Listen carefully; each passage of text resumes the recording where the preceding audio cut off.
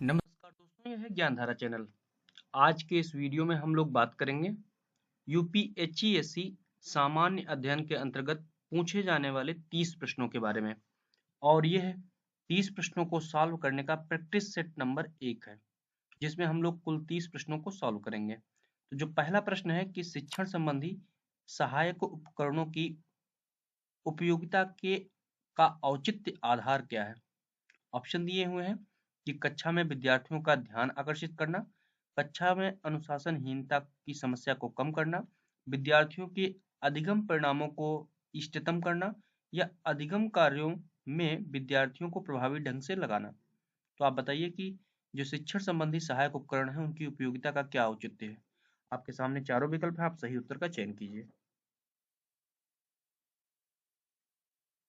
तो आपका जो सही उत्तर है वो है आपका विद्यार्थियों के अधिगम परिणामों को इष्टतम करना। अगला प्रश्न है शोध करने के लिए निम्नलिखित में से कौन सी आरंभिक अनिवार्यता की अपेक्षा है। ऑप्शन दिए हुए हैं अनुसंधान अविकल्प विकसित करना, अनुसंधान प्रश्न तैयार करना, प्रदत्त विश्लेषण प्रक्रिया के संबंध में निर्णय लेना या अनुसंधान परिकल्पना निर्मित करना। तो आप उत्तर का चयन कीजिए। आपका सही उत्तर है अनुसंधान प्रश्न को तैयार करना। अगला प्रश्न है मूल्य शिक्षा प्रदान करने का सर्वोत्तम तरीका है। ऑप्शन दिए हैं शास्त्रीय ग्रंथों पर चर्चा, मूल्यों पर व्याख्यान या परिसंवादात्मक विवरण, तीसरा है मूल्यों पर संगोष्ठियां या परिसंवाद, चौथा है मूल्यों पर आदर्शनात्मक प्रस्तुति या विमर्श। तो आपका सही उत्तर है मूल्यों का आदर्शात्मक प्रस्तुति एवं विमर्शी सत्र।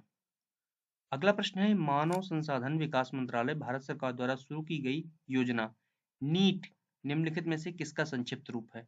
ऑप्शन दिए हुए हैं national engineering aptitude test, national education alliance for technology, तीसरा है national education alliance for testing, चौथा है नेशनल इंग्लिश एप्टीट्यूड टेस्ट। तो आपका सही उत्तर है national education alliance for technology. अगला प्रश्न है शोध प्रबंध लिखने का वही प्रारूप होता है जो निम्नलिखित में होता है। ऑप्शन दिए शोध पत्र या लेख तैयार करना, संगोष्ठी प्रस्तुत करने का लेखन, तीसरा है शोध के लघु शोध प्रबंध में या चौथा है कार्यशाला या सम्मेलन में लेख प्रस्तुत करना। तो आपका जो सही उत्तर है वो है आपका शोध के लघु शोध प्रबंध में।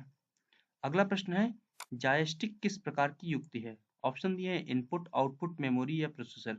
ये इनपुट एक युक्ति है, डिवाइस है। अगला प्रश्न है ऐसा वायरस जिससे यूजर इंटरेक्शन के बिना ही एक कंप्यूटर से दूसरे कंप्यूटर में अंतरित किया जा सकता है क्या कहा जाता है।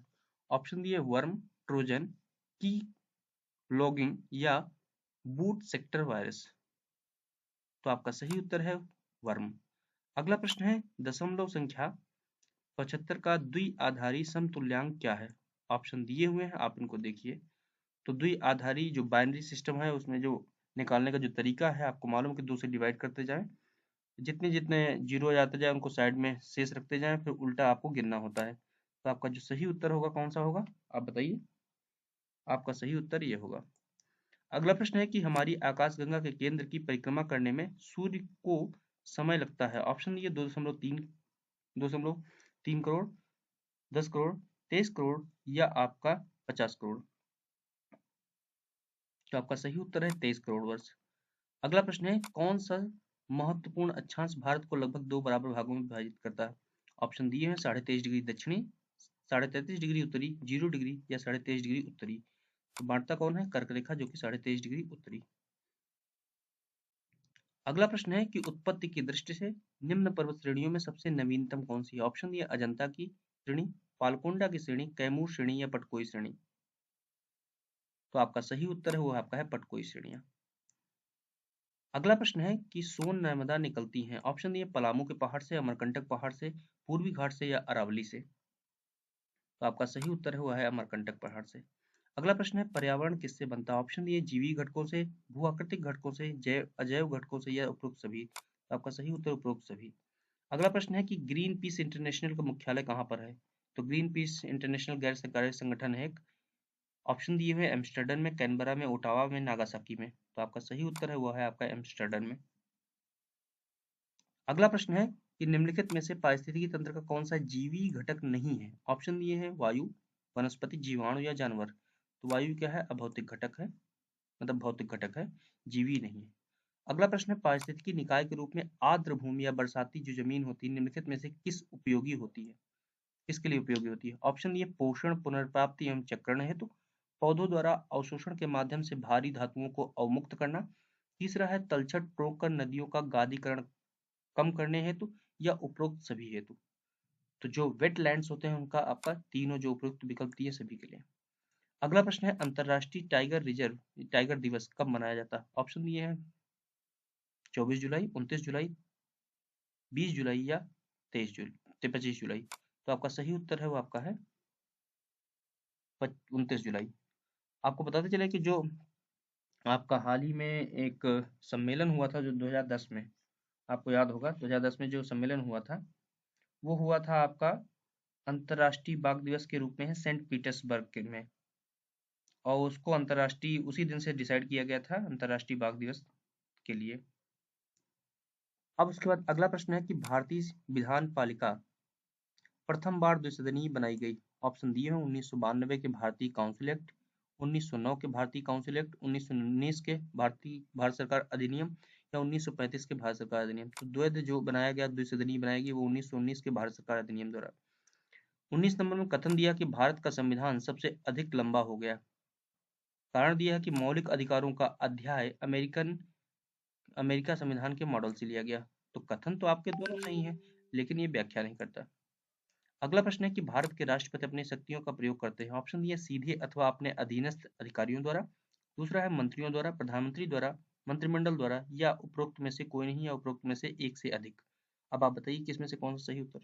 तो आपका सही उत्तर है सीधे अथवा अपने अधीनस्थ अधिकारियों द्वारा। अगला प्रश्न है राज्य विधान परिषद का प्रावधान भारतीय संविधान के किस अनुच्छेद में रखा गया। ऑप्शन दिए हुए हैं, आप बताइए। अनुच्छेद 170, अनुच्छेद 171, अनुच्छेद 172, अनुच्छेद 173। तो विधान परिषद का जो है वो है आपका अनुच्छेद 171 में, और जो विधानसभा है उसका 170 में है। हाल ही में आप बताइए किस जो राज्य ने विधान परिषद को गठित करने के लिए प्रस्ताव लाया है, किस राज्य ने।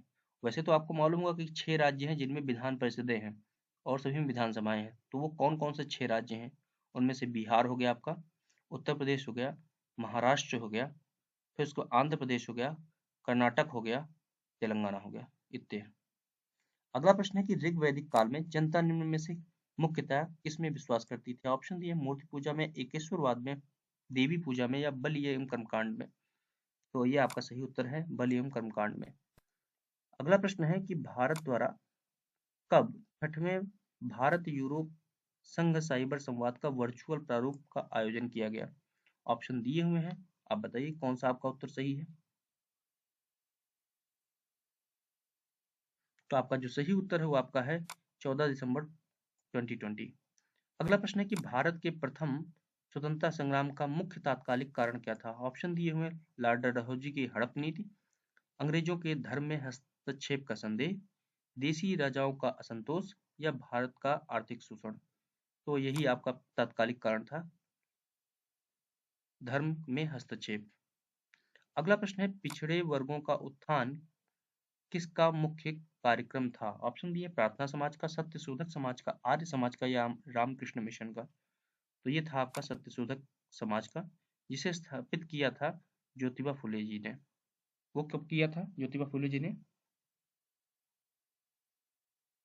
वो किया था आपका 1873 में।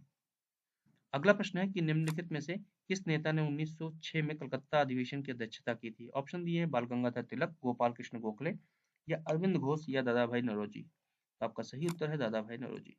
अगला प्रश्न है कि निम्नलिखित में से किस कंपनी ने भारतीय अंतरिक्ष अनुसंधान संगठन को सबसे बड़ा क्रायोजेनिक प्रणोदक टैंक प्रदान किया। ऑप्शन दिए हैं Larsen and Toubro, Tata group, Hindustan Aeronautics Limited, या अल्फा डिजाइन टेक्नोलॉजीज।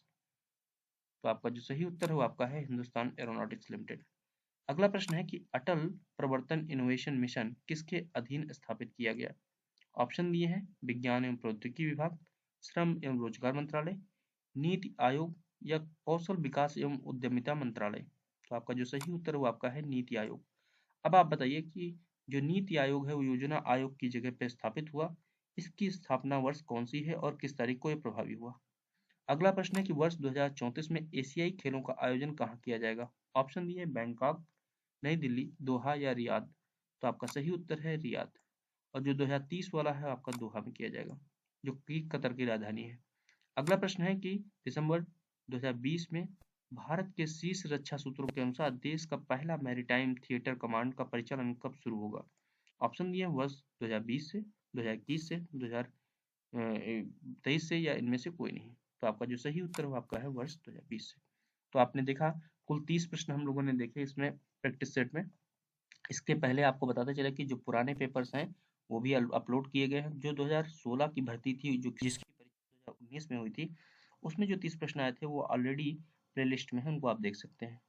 तो इसी तरह से भूगोल के जो प्रैक्टिस सेट है उनको देखते रहेंगे हम लोग, और जीके के भी कुछ प्रैक्टिस सेट देखते रहेंगे। जब जब समय मिलता है तो देखते रहते हैं, और अपनी आप तैयारी अपनी किताबों से करते रहिए। पूरी तरह से आप यूट्यूब पे निर्भर मत रहिए, क्योंकि टेक्स्ट बुक ही है जो आपकी ढेर समय तक अपनी स्मृतियों में रहेंगी। हाँ, कुछ प्रश्न कुछ कमेंट्स आए हैं कि हाँ इतना इजी पेपर नहीं आता। ये प्रैक्टिस सेट है, आप अपने ढंग से तैयारी करिए, समझ रहे हैं? हाँ, क्या होता है कि प्रैक्टिस सेट सॉल्व करने से आपका एक रिदम बना रहता है, और आप क्वेश्चन सॉल्व करके एक कॉन्फिडेंस आपको रहता है। तो आपने अभी प्रैक्टिस सेट देखा, 30 प्रश्न देखा, तो आप मुझे कमेंट बॉक्स में पोस्ट करिए कि आप कितने क्वेश्चंस सही से ईमानदारी में करने में सक्षम हैं। धन्यवाद।